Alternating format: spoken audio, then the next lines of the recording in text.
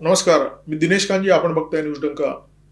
नवी दिल्लीमध्ये अत्यंत थरारक आणि वेगवान घडामोडी घडत आहेत. पंतप्रधान नरेंद्र मोदी आणि गृहमंत्री अमित शहा यांनी जो सापळा लावला होता त्या सापळ्यामध्ये कॉक्रोच जनता पार्टी अर्थात सी कंपनी अडकताना दिसते.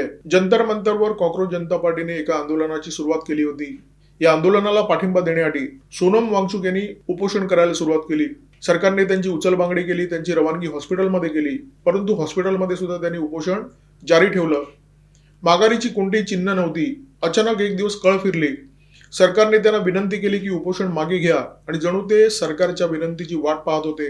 अशा प्रकारे वांगचुक यांनी या उपोषणातून माघार घेतली. अनेकांना बुचकळ्यात टाकलं, अनेकांना त्यांची ही माघार प्रचंड खटकली. पुढचे 2 दिवस कॉक्रोच जनता पार्टीच्या समर्थकांनी त्यांना जबरदस्त ट्रोल केलं. आता हे सगळं प्रकरण संपलेलं आहे. शिक्षण मंत्री धर्मेंद्र प्रधान यांनी राजीनामा दिलेला आहे. कॉक्रोच जनता पार्टीने त्यांचं आंदोलन मागे घेतलेलं आहे. याच्यानंतर वांगचुक राजघाटवर गेले. त्यांनी महात्मा गांधी यांना अभिवादन केलं आणि त्याच्यानंतर ते जे काही बोलले त्याच्यातून वांगचुक आणि अभिजित दिपके यांच्यामध्ये जे शीतयुद्ध सुरू आहे ते शीतयुद्ध उघड झालं. वांगचुक यांनी उपोषण का सोडलं हा प्रश्न अनेकांच्या मनात होता. कदाचित सरकारने त्यांच्यासमोर असे पुरावे ठेवले होते की ज्याच्यातून हे उघड होत होतं की या आंदोलनाच्या दरम्यान निश्चितपणे खूप मोठा हिंसाचार होणार आहे. दिल्ली पोलिसांनी 2 दिवसापूर्वी एक आकडेवारी जाहीर केली. या आंदोलनात शिरकाव करणाऱ्या दाखलेबाज गुंडांची ही आकडेवारी होती आणि या आकडेवारीमुळे जो तर्क दिला जात होता वांगचुक यांच्या माघारीबाबत त्या तर्काला आता पुष्टी मिळालेली आहे. दिल्लीत एका पाठोपाठ एक महत्वाच्या घडामोडी घडत आहेत आणि ज्या घटना घडत आहेत त्यांचा एकमेकांशी अत्यंत घट्ट संबंध आहे. 24 जुलैच्या पहाटे 1:21 सोनम वांगचुक यांनी घोषणा केली की मी उपोषण मागे घेतोय. 26 जुलैला दिल्ली पोलिसांनी एक गौप्यस्फोट केला. गौप्यस्फोट कॉक्रोच जनता पार्टीच्या आंदोलनाच्या संदर्भात होता. कॉक्रोच जनता पार्टीच्या आंदोलनामध्ये 2873 दाखलेबाज गुंड सहभागी झाले होते अशी माहिती पोलिसांनी उघड केली. त्याच दिवशी अभिजित दिपके जो कॉक्रोच जनता पार्टीचा चेहरा आहे त्याने ज्येष्ठ विधिज्ञ कपिल सिब्बल यांची गाठभेट घेतली. तेच कपिल सिब्बल जे दहशतवाद्यांचं वकीलपत्र घेण्याबद्दल अत्यंत कुप्रसिद्ध आहेत. 27 जुलै रोजी कॉक्रोच जनता पार्टीच्या प्रवक्त्यांनी कपिल सिब्बल यांच्याबरोबर एक पत्रकार परिषद घेतली. त्यांनी पुन्हा एकदा सरकारवर आरोप केले. त्याने असं म्हटलं की या आंदोलनामध्ये जे आंदोलक सहभागी झाले होते सरकार त्यांच्यावर गुन्हे दाखल करते, सरकार त्यांना दाबात घेण्याचा प्रयत्न करते आणि त्यांनी इशारा दिला आंदोलकांवर दाखल करण्यात आलेले गुन्हे जर सरकारने 24 तासामध्ये मागे घेतले नाहीत तर पुन्हा एकदा आम्ही जंतर मंतरवर आंदोलन सुरू करू. कपिल सिब्बल यांनी या पत्रकार परिषदेमध्ये घोषणा केली की कॉक्रोच जनता पार्टीच्या आंदोलनासाठी ते 1 कोटी रुपयाची देणगी देत आहेत आणि त्यांनी असंही सांगितलं की या आंदोलकांना कोणतीही कायदेशीर अडचण आली तर ते या आंदोलकांच्या सोबत ठामपणे उभे आहेत. म्हणजे उद्या जर कॉक्रोच जनता पार्टीला कोणी विचारलं की कपिल सिब्बल यांच्यासारखा महागडा वकील तुम्हाला कसं काय परवडतो, याच्यासाठी तुम्हाला कोण पैसे देतं, तर त्याचं उत्तर कपिल सिब्बल यांनी आधीच या पत्रकार परिषदेमध्ये देऊन टाकलं की 1 कोटी रुपये मी दिलेले आहेत, त्याच्यामुळे फीज घेण्याचा प्रश्नच येत नाही. या दिवशी कॉक्रोच जनता पार्टीच्या प्रवक्त्यांची कपिल सिब्बल यांच्या सोबत पत्रकार परिषद झाली.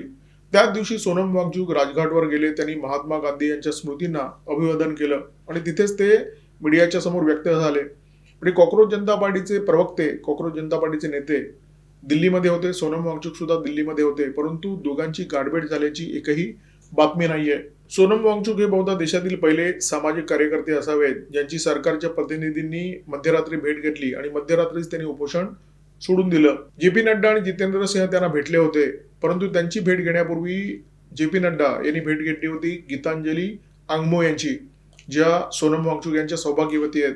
दोघांमध्ये सविस्तर चर्चा झाली, परंतु चर्चेचा तपशील ना गीतांजली यांनी मीडियाच्या समोर ठेवला ना जे.पी. नड्डा यांनी.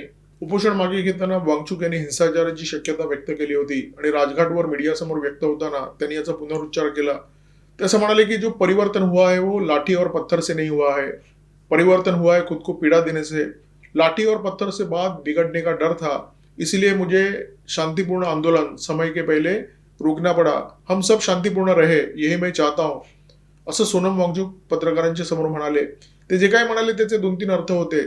त्यांनी असं म्हटलं की जे परिवर्तन झालंय म्हणजे शिक्षण मंत्र्यांचा जो काही राजीनामा झालाय किंवा सरकार जे काही करण्याचा प्रयत्न करते ते शांतिपूर्ण आंदोलनाने झालेलं आहे.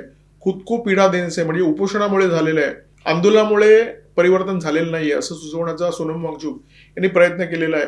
सरकार जे काही करत आहे त्याचं श्रेय वांगचुक यांनी स्वतःकडे ओढून घेण्याचा प्रयत्न केला, कारण त्यांना माहिती आहे अभिजित दिपके आणि त्याच्यासोबत जे लोक आहेत ते कोणत्याही प्रकारे हे क्रेडिट त्यांना घेऊ देणार नाहीयेत. वांगचूक बरंच काही बोलले. त्यांनी अभिजित दिपके आणि त्याच्या मित्रमंडळींची जी पंचतारांकित पार्टी झाली होती त्याच्यावर सुद्धा टिचकी दिली. ते असं म्हणाले की विजय साजरा करताना विनम्रता अत्यंत आवश्यक आहे. वांगचूक आणि दिपके दोघे दिल्लीत आहेत, परंतु दोघेही एकमेकांना भेटले नाहीत, कारण दिपकेला आता वांगचूक यांची गरज नाहीये. दिपके जेव्हा कपिल सिब्बल यांना भेटायला गेला होता तेव्हा सुद्धा वांगचूक यांना सोबत नेण्याचं औदार्य त्याला दाखवता आलं नाही. दोघांमध्ये बातचीत सुद्धा नाहीये. दोघं या आंदोलनानंतर भेटले सुद्धा नाहीयेत. त्याच्यामुळे एक गोष्ट स्पष्ट आहे, दोघांमध्ये शीतयुद्ध सुरू आहे. वांगचूक यांनी ज्या काही प्रतिक्रिया दिल्या त्याच्यातून ही बाब पुरेशी स्पष्ट होते. या आंदोलनाच्या दरम्यान हिंसाचार होणार हे वांगचूक यांना काही स्वप्न पडलं नव्हतं. त्यांच्या कानापर्यंत ही बाब गेली असेल याची शक्यता सुद्धा खूप कमी आहे. जे.पी. नड्डा आणि जितेंद्र सिंह जेव्हा त्यांना भेटले तेव्हा कदाचित त्यांनी सरकारकडे असलेले सज्जड पुरावे त्यांच्यासमोर ठेवले आणि त्यांना सांगण्याचा प्रयत्न केला की या आंदोलनामध्ये हिंसाचार होण्याची शक्यता आणि कदाचित तुमचा बळीचा बकरा होईल याचीही शक्यता आहे. त्यामुळे वेळीच वांगचूक यांनी उपोषण मागे घेतलं. त्यांनी योग्य पाऊल उचललं होतं. सरकारची या आंदोलनावर पहिल्या दिवसापासून अत्यंत करडी नजर होती. या आंदोलनामध्ये काही समाजकंटक, काही उपद्रवी तत्व, काही अराजकवादी शिरले आहेत का याचा शोध सरकार पहिल्या दिवसापासून घेत होती आणि सरकारकडे काही दिवसातच माहितीचा ढिगारा जमा झाला आणि यापैकी काही माहिती सरकारने वांगचूक यांच्यासमोर ठेवली असण्याची शक्यता आहे. दिल्ली पोलिसांनी जी माहिती जाहीर केली त्याच्यामध्ये त्यांनी जो आकडा दिलाय तो धक्कादायक आहे. या आंदोलनामध्ये 2873 दाखलेबाज गुंड सहभागी होते आणि त्यापैकी 989 असे गुंड होते ज्यांच्यावर अत्यंत गंभीर स्वरूपाचे गुन्हे आहेत.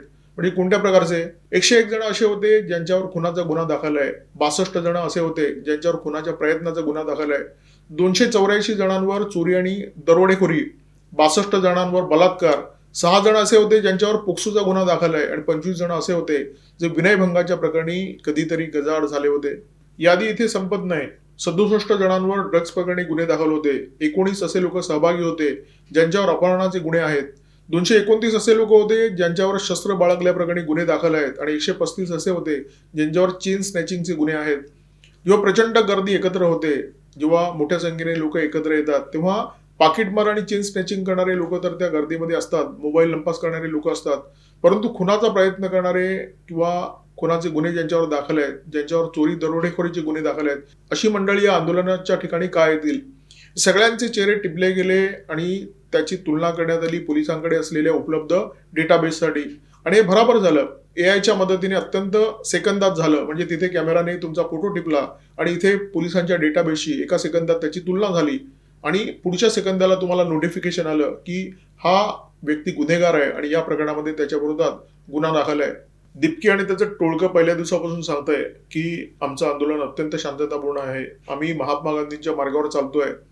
या आंदोलनामध्ये जे लोक दंगा करतायत त्यांच्याशी आमचा संबंध नाहीये, हे लोक भाजपने या आंदोलनामध्ये घुसवलेले लोक आहेत. आता तोच अभिजित दिपके आरडाओरडा करतोय की आमच्या आंदोलकांवर पोलीस कारवाई करतायत आणि विशेष करून त्याने 3 राज्यांची नावं घेतलेली आहेत. बिहार, पश्चिम बंगाल आणि आसाम या राज्यामध्ये आमच्या आंदोलकांवर पोलीस दडपशाही करतायत असा त्याचा आरोप आहे. आणि आता त्यांनी नवी मागणी केलेली आहे. त्यांनी असं म्हटलंय की या आंदोलकांवर दाखल झालेले गुन्हे पोलिसांनी मागे घ्यावेत आणि जर 24 तासामध्ये हे गुन्हे मागे घेण्यात आले नाहीत तर आम्ही पुन्हा एकदा जंतर मंतरवर आंदोलन सुरू करू. दिल्ली पोलिसांनी असं जाहीर केलंय की या आंदोलनामध्ये जी एकूण संख्या होती त्यापैकी 10% संख्या ही दाखलेबाज गुन्हेगारांची होती. या आंदोलनामध्ये विद्यार्थी तसे मुठभरच होते, तुम्ही चिमूटभर सुद्धा म्हणू शकता. बाकी संख्या होती आम आदमी पार्टीच्या समर्थकांची, डाव्यांची, LGBT मंडळींची, उमर खालिद आणि शर्जील इमाम यांच्या समर्थकांची, गजवाईंच्या समर्थकांची, नाराय तकबीर अल्लाहू अकबर अशा घोषणा देणाऱ्यांची. तुम्ही अनेक असे लोक बघितली असतील जे दाढीवाले आहेत, टोपीवाले आहेत, मदरसा छाप, ज्यांचा शाळेशी दूरपर्यंत संबंध नाहीये, परीक्षेशी सुद्धा नाहीये आणि नीटशी तर दूरपर्यंत संबंध नाहीये, असे लोक या आंदोलनामध्ये सामील झाले होते. FCRAचे विरोधक होते, चर्चशी संबंधित काही मंडळी होती आणि बाकीचे जे होते, म्हणजे सगळ्यांमध्ये एक समान धागा होता आणि तो समान धागा म्हणजे मोदी विरोधाचा. बरं, ही पोलिसांची माहिती नाहीये, पोलिसांकडे याचे सज्जड पुरावे आहेत. कारण कॅमेराने जे कैद केलं व्हिडिओग्राफीच्या माध्यमातून, फोटोग्राफीच्या माध्यमातून, ते जेव्हा पोलिसांच्या डेटाबेसशी मॅच करण्यात आलं तेव्हा ही सगळी माहिती समोर आलेली आहे. म्हणजे मुळात ही मंडळी पोलिसांच्या डेटाबेसमध्ये होती, ती आंदोलनामध्ये जेव्हा सापडली तेव्हा पोलिसांनी हे उघड केलं की आंदोलनामध्ये इतक्या संख्येने गुन्हेगार सामील झाले होते. आता हा जो पुरावा आहे तो कोर्टामध्ये सुद्धा सादर करण्यात येणार आहे आणि न्यायालयालाही सांगण्यात येणार आहे की ही जी मंडळी होती त्यांचं विद्यार्थ्यांची काही देणं घेणं नव्हतं. ते दंगा करण्यासाठी, तोडफोड करण्यासाठी या आंदोलनामध्ये सामील झाले होते. कदाचित त्यांना सामील करून घेण्यात आलं होतं भरपूर पैसे देऊन. आता ते पैसे कोणी दिले याचा शोध घेण्याची गरज आहे. अभिजित दिपकेने आता या प्रश्नाचं उत्तर देण्याची गरज आहे की त्याच्या आंदोलनामध्ये खुनी, बलात्कारी, विनयभंग करणारे, चेन स्नॅचिंग करणारे, चोरी दरोडा घालणारे, शस्त्र बाळगणारे, ड्रग्ज घेणारे लोक का आले होते. आता राहिला प्रश्न त्या तरुण तरुणींचा ज्यांचं वय 20च्या आसपास होतं आणि ज्यांना अत्यंत अश्लील, अत्यंत अभद्र आणि बिभत्स टिप्पणी करताना कॅमेऱ्याच्या समोर कोट्यावधी लोकांनी बघितलेलं आहे. आता अशी जी मुलं आहेत त्यापैकी अनेकांचे कान त्यांच्या पालकांनीच उपटलेले आहेत, त्यांना व्यवस्थित घरी रट्टे पडलेले आहेत आणि अशी मुलं आता शर्मिंदा आहेत. त्यापैकी अनेकांनी त्यांचे व्हिडिओ सोशल मीडियावर पोस्ट केलेले आहेत. त्यापैकी अनेक असेही लोक होते की ज्यांच्या परिचितांनी त्यांची अब्रू चव्हाट्यावर मांडली आणि सोशल मीडियाच्या माध्यमातून त्यांचे कारनामे जगाच्या समोर मोठ्या संख्येने व्हायरल होतील असे प्रयत्न केले. यापैकी अनेकांची त्यांच्या गल्लीबोळामध्ये परिचितांनी पाद्यपूजा केलेली आहे, त्यांना व्यवस्थित मारहाण केलेली आहे. असेही अनेक नमुने होते जे झुंडीत वावरताना शेर होते, सरकारला आव्हान देण्याचा प्रयत्न करत होते आणि अत्यंत अभद्र भाषेमध्ये बोलत होते, विधानं करत होते. त्यांना जगाची चिंता नाहीये अशा प्रकारे त्यांचा आविर्भाव होता. अशा सगळ्या मंडळींची आता भेगी बिल्ली बनलेली आहे आणि कॅमेऱ्याच्या समोर ही सगळी मंडळी रडताना, भेकताना आणि माफी म्हणून ओरडताना दिसत आहेत. अभिजित दिपकेने या आंदोलनाचं श्रेय घेतलं, धर्मेंद्र प्रधान यांच्या राजीनाम्याचं श्रेय घेतलं. आता त्याच्या आंदोलनामध्ये 2873 अराजकवादी शिरले होते, दाखलेबाज गुंड शिरले होते आणि त्यांनी जे कारनामे केलेले आहेत त्याची जबाबदारी अभिजित दिपके घेणार आहे का? त्याची शक्यता खूप कमी आहे, कारण अभिजित दिपकेचा मालक चालक अरविंद केजरीवाल आहे. असा माणूस, असा नेता जो तुरुंगात असताना सुद्धा मुख्यमंत्री पदाचा राजीनामा द्यायला तयार नव्हता, देशातला सगळ्यात मोठा अराजकवादी, देशातला सगळ्यात मोठा अर्बन नक्षलवादी. आणि आम आदमी पार्टीबद्दल तर आपल्याला माहिती आहे, दिल्लीमध्ये जो 2020 मध्ये दंगा झाला, त्या दंग्यामध्ये अंकित शर्मा नावाच्या IB अधिकाऱ्याची हत्या झाली. त्या हत्या प्रकरणातला जो प्रमुख आरोपी आहे ताहिर हुसेन, हा आम आदमी पार्टीचा नगरसेवक. दिल्ली दंग्यामध्ये असे अनेक लोक होते ज्यांचा संबंध आम आदमी पार्टीशी होता, जे उमर खालिद आणि शर्जील इमामचे समर्थक होते. तर अशा नेत्याचं समर्थन जो व्यक्ती सतत करत आलेला आहे अभिजित दिपके, तो या गुंडांच्या उपस्थितीबद्दल माफी मागेल किंवा त्याला त्याची काही लाज वाटेल याची शक्यता खूपच कमी आहे. शिक्षण मंत्री धर्मेंद्र प्रधान यांच्या राजीनाम्यानंतर अभिजित दिपके आणि त्याच्या टोळक्याला असं वाटतंय की आपण मोदी शहांना झुकवलं, आपण सरकारला झुकवलं. म्हणजे किती मोठा गैरसमज आहे बघा. ज्या दुकलीने पाकिस्तानला व्यवस्थित बर्बाद केलं, पाकिस्तानच्या हाती भिकेचा कटोरा दिला, ज्या दुकलीने या देशातला सगळा अराजकवाद जवळजवळ संपुष्टात आणलेला आहे, ज्यांनी अरविंद केजरीवाल, सोनिया गांधी यांच्यासारख्या अनेक नेत्यांना व्यवस्थित धुतलं, पिळून दोरीवर सुकर घातलं, त्या मोदी शहा यांना झुकवलं असा गैरसमज या अभिजित दिपकेला झालेला आहे. आणि हा विजय साजरा करण्यासाठी त्यांनी अलीकडेच पंचतारांकित पार्टी केली त्याच्या टोळक्याच्या सोबत. दिपकेला बहुधा हे ठाऊक नाहीये की वाघ जेव्हा शिकारीवर झेप घेतो, ती झेप घेण्यापूर्वी तो 4 पावलं मागे जातो. दिपकेची शिकार करण्याची मोदी आणि शहा यांना गरजच नाही, कारण दिपके एक खूप छोटं मोठं प्रकरण आहे. दिपकेचा मुखवटा फाडण्याचं काम येत्या काळामध्ये सोनम वांगचुकच करणार आहे, हे लिहून ठेवा. माझ्यासोबत होते cameraman Omkar Bhagwat, video editor Ajay Shelke. तुर्तास इथेच थांबतोय. नमस्कार, धन्यवाद.